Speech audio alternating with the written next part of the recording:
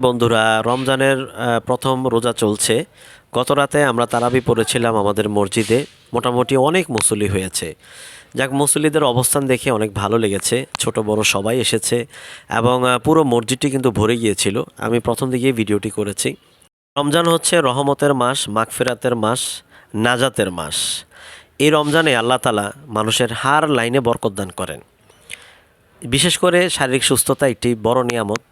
অনেকেই বিভিন্ন ধরনের রোগে ভুগছেন, বিশেষ করে ফ্যাটি লিভার, গ্যাস্ট্রিকের প্রবলেম, ডাইজেস্টের প্রবলেম, নিয়মিত বাথরুম হচ্ছে না, হ্যাঁ, এই ধরনের প্রবলেমগুলো ভুগছেন। আবার অনেকের স্কিন ডিজিজ হচ্ছে, অর্থাৎ অ্যালার্জি দেখা দিচ্ছে। অনেকের আবার স্কিনগুলো বয়স হয় না কিন্তু মনে হচ্ছে বুড়ো হয়ে গেছি, স্কিনগুলো টাইট হয়ে গেছে, অনেকের স্কিন লুজ হয়ে গেছে। এই যে বিভিন্ন প্রবলেমগুলো, এই প্রবলেমগুলো কিন্তু আল্লাহ তাআলা রমজান মাসের উসিলায় কিন্তু পূর্ণ শেফা দান করবেন।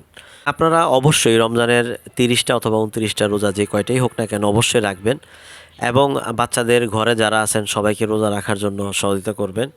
এক্ষেত্রে অবশ্যই যেটা করতে হবে, রোজানা বাসায় কোরআন তেলাওয়াত ছাড়তে হবে। আর যে বিশেষ ওয়াজগুলো আছে এগুলো বাসায় ছেড়ে রাখবেন, তাহলে কাজের ফাঁকে ওয়াজগুলো শুনলে মন মানসিকতা বা বাসার সবার মাইন্ড কিন্তু চেঞ্জ হবে। আর অনেকেই অতিরিক্ত মোবাইল চালায় অভ্যাস, তো রোজা রেখে কিন্তু এই কাজগুলো কেউই করবেন না মেহরবানি করে। আমি নিজে সহ করব না, কারণ অতিরিক্ত মোবাইল যদি আমরা চালাই, মোবাইলে বিভিন্ন ধরনের আজে বাজে ছবি আসে, যার কারণে রোজা হালকা হয়ে যায়। রোজা ভাঙবে না, বাট রোজা হালকা হয়ে যাবে। তো এত কষ্ট করে সারাদিন রোজা রাখি, সেহরি খেয়ে অনেকে কাজকর্ম করেন, অনেক হার্ডওয়ার্ক করেন। তো এত কষ্ট করার পরে যদি রোজা ভেঙে যায়, অর্থাৎ রোজার যদি আসল ফজিলত না পাওয়া যায়, তাহলে কিন্তু রোজা রেখে কিন্তু উল্লেখযোগ্য তেমন কোনো লাভ নেই। একটা জিনিস সবসময় চিন্তা করবেন যে বছরে একবার রোজা আসে। এটা কিন্তু আপনি চাইলেও কিন্তু বছরে 12 মাস কিন্তু আপনি এই ফরজ রোজাগুলো কিন্তু রাখতে পারবেন না। হয়তো বা আপনি নফল রোজাগুলো রাখতে পারবেন, কিন্তু ফরজ রোজা কিন্তু আপনি চাইলেও রাখতে পারবেন না। এই জন্য এটাকে নিয়ামত মনে করে এটাকে কদর করা, ঠিক আছে?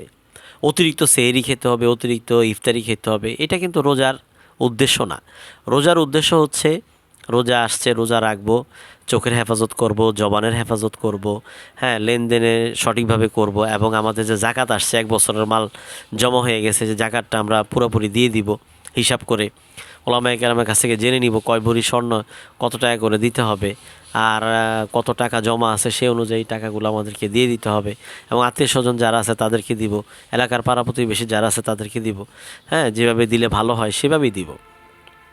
আর আর বিশেষ করে রমজানের আরও একটা বিশেষ আমল, যেটা তারাবি নামাজ। অনেকে 8 রাকাত পড়েন, অনেকে 12 রাকাত পড়েন। বিষয়টা এরকম না, আসলে এই 20 রাকাত তারাবির মধ্যে কিন্তু অনেক ফজিলত আছে। একটা হচ্ছে 20 রাকাত নামাজ, আর একটা হচ্ছে আপনার শারীরিক যে একটা এক্সারসাইজ, যেটা আমরা চাইলেও অন্য 12 মাসে আমরা সবাই পারি না।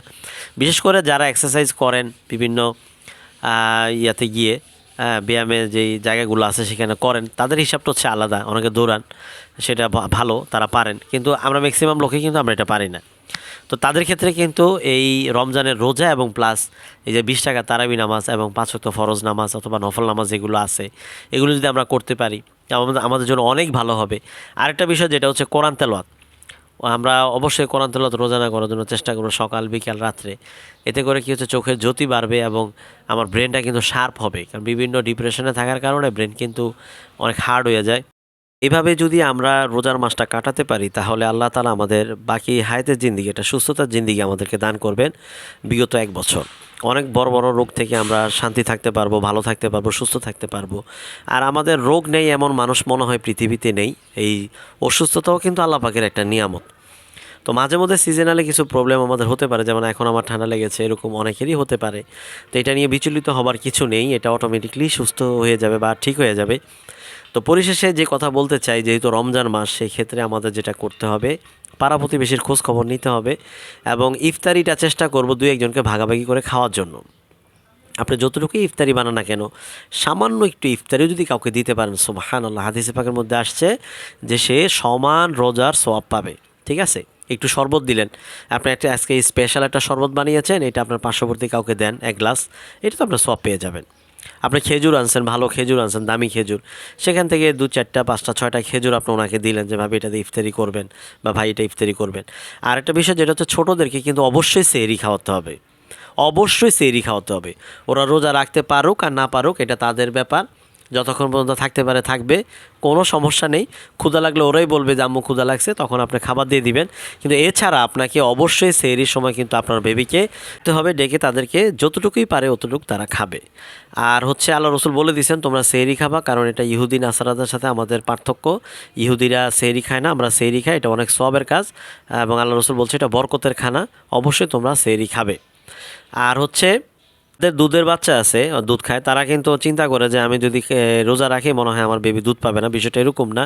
অবশ্যই আপনি রোজা রাখবেন, কোনো সমস্যা নেই, 2 বেলা পেট ভরে খাবেন, আল্লাহর রহমতে অবশ্যই আল্লাহ বরকত দিবে। আর বেবিকেও কিন্তু আপনি শেষ রাতে সেহরি খাওয়ার সময় ওকে উঠে কিন্তু দুধ খাওয়াবেন বিসমিল্লাহ বলে, তাহলে কিন্তু সেও কিন্তু এই সওয়াবটা পেয়ে যাবে, সেহরি খাওয়ার সওয়াবটা পেয়ে যাবে বাচ্চা মানুষ। যদিও তারপর রোজা ফরজ না, কিন্তু আপনি যদি তাকে ওই সময়টায়, যেই সময় বরকতি সময়, সারা বাংলাদেশে সারা বিশ্বে মুসলমান উঠে সেহরি খাচ্ছে চাঁদ দেখে, যাদের যাদের রোজা চলছে, তা আপনার বেবিটিও কিন্তু আলহামদুলিল্লাহ সে বরকতের মধ্যে সামিল হয়ে যাবে।